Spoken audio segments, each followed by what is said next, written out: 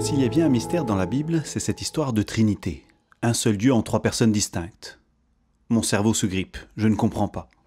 Je me sens comme une fourmi à qui on essaierait d'expliquer le fonctionnement d'un ordinateur.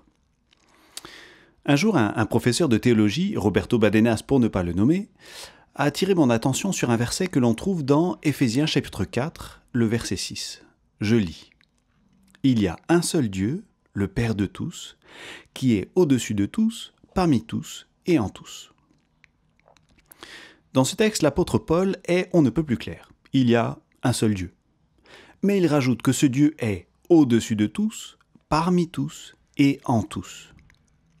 Et donc, ce que ça ouvre, c'est que cette histoire de Trinité ne peut rien me dire sur la structure de Dieu, de quoi il est fait, son corps, ses os.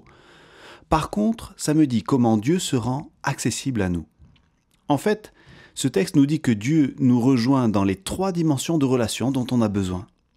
On a besoin de quelqu'un qui soit au-dessus de nous, c'est un lien vertical, c'est l'autorité, la transcendance, c'est celui qui est plus fort que nous et qui peut donc nous sauver. C'est celui qui nous donne la sécurité en nous donnant le cadre, les règles, etc. C'est Dieu le parent.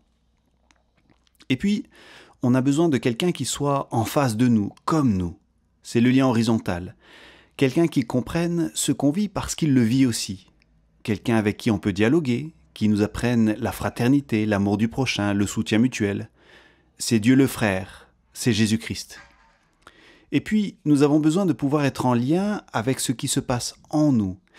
Et donc Dieu nous rejoint là aussi. On y apprend à se connaître soi, à guérir, à grandir, à changer. C'est Dieu le Saint-Esprit.